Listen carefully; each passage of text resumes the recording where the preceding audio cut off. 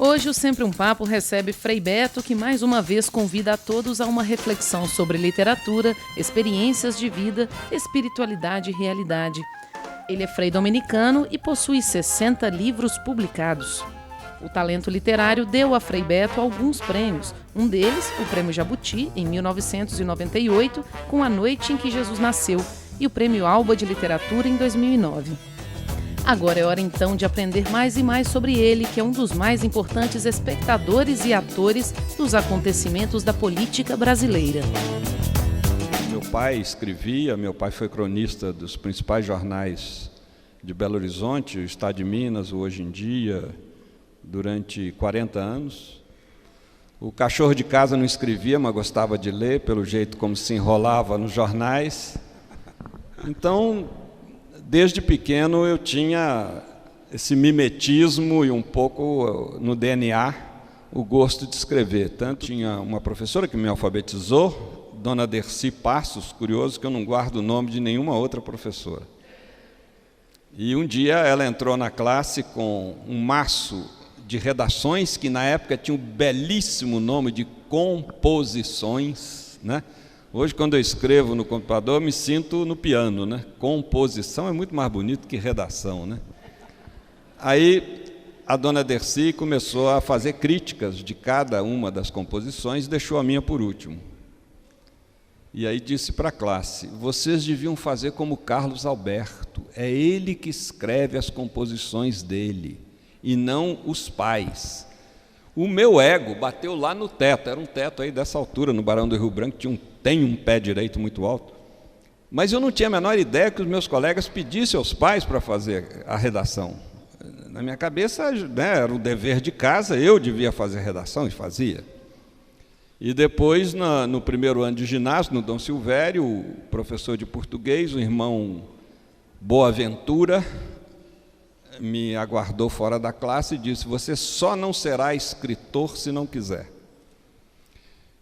Claro que eu nunca achava que o negócio de ser escritor é uma coisa, sabe, impossível, impensável. Mas depois eu fui descobrir, né, escritores existem muitos. O difícil nesse país é se tornar autor, é conseguir ser publicado. Porque eu não vivo de literatura, eu vivo de palestras. Literatura, por incrível que pareça, apesar dos 60 livros, só quem nunca entrou no métier do escritor é que pode imaginar que o escritor vive de direitos autorais nesse país. Não, com exceção de um Paulo Coelho, um Jorge Amado, né, é impossível viver de direitos autorais. Muitas vezes estou fazendo ficção e fico árido. Daí, inevitavelmente, leio Machado de Assis. Ele me reaquece e provoca a minha inventividade. Fui leitor voraz de Jorge Amado e Érico Veríssimo, de quem era amigo e que me ajudou a montar uma biblioteca na penitenciária em que estive preso. Só que eu não consigo escrever entre atividades tantas que eu tenho. Hoje são mais reduzidas, mas até 1987 eu me esforçava para escrever, apesar de tantas atividades que eu tinha. Fazia parte de muitas instituições, grupos e assessorias e tal. E comecei a ter estresse com frequência, estresses, né, com frequência. E o médico falou: olha, você vai ter que se disciplinar, porque senão você não vai conseguir. E a partir daí, eu reservo 120 dias do ano só para escrever, desde 1987. Não são seguidos esses 120 dias, mas são sagrados. Eu vou para 2 ou 3 lugares, um sítio, uma casa de freiras, enfim, algum lugar que eu fico sozinho, eu cozinho, eu mesmo faço minha comida. E aí, às vezes fico uma semana, às vezes fico 10 dias, às vezes fico 3, mas sempre que por acaso eu tenha que me ocupar, ceder um dia para alguma atividade importante, eu compenso com outro dia. E é isso que me permite escrever muito. Artigos de jornais, que eu tenho que escrever uns 7, 8 por mês, e tem que ser artigos diferentes, né? Os jornais não aceitam publicar réplica. E, portanto, isso eu faço com facilidade. Faço esperando começar uma reunião, faço no aeroporto, né? Eu vou esboçando, depois vou dando o tratamento mais literário, e isso eu recomendo para quem gosta de escrever. E, por fim, eu leio em voz alta, porque o ouvido denuncia repetições de adjetivos e etc. Então, a leitura em voz alta é muito corretiva, é importante.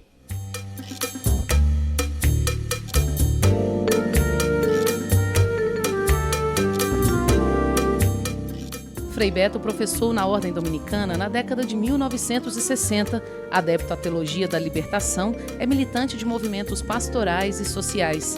Esteve preso por 2 vezes no período do governo militar no Brasil.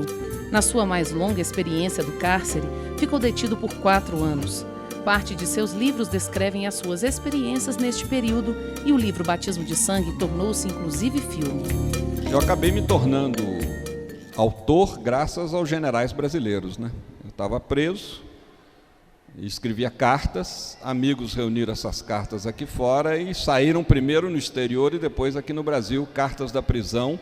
Se você pegar os meus textos de adolescência, que devem estar em algum arquivo aí, do que sobrou do DOPS e etc., porque foi tudo levado, eu nunca mais recuperei, eles não têm nada de viés político. Eu queria imitar o Paulo Mendes Campos, o Fernando Sabino, o Rubem Braga, o Drummond, o Guimarães Rosa. A questão política nasceu porque a minha literatura nasceu durante o período da ditadura.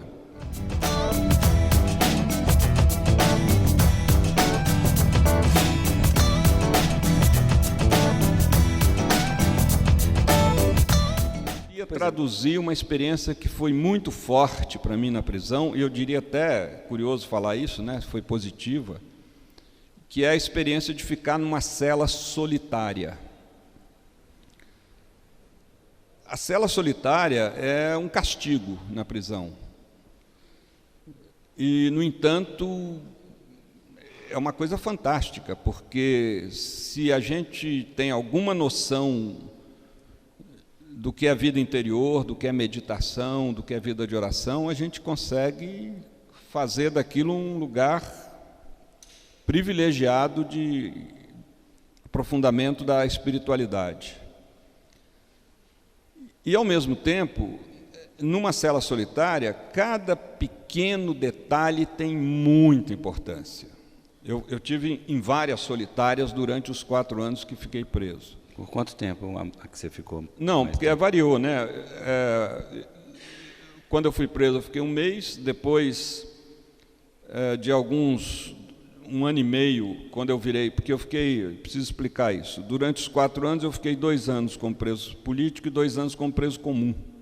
Me passaram para o meio do preso comum. Mas nesse movimento de passagem, eu fui para o quartel, para um quartel de cavalaria, depois para o quartel general, lá em São Paulo, onde eu fiquei em solitárias. E depois, quando eu fui para Presidente Venceslau, que foi passei por 8 prisões diferentes nos 4 anos, fiquei no meio de numa penitenciária de segurança máxima, também era cela individual, não era propriamente solitária, porque quando eu falo solitária, é um castigo, um isolamento, em que você não pode ter nem livro, nem um papel, não pode ter nada. Então, por exemplo, nesse período do quartel, eu tinha vários problemas a enfrentar. Isso é bom porque você se ocupa. O pior inimigo de um preso é a própria imaginação.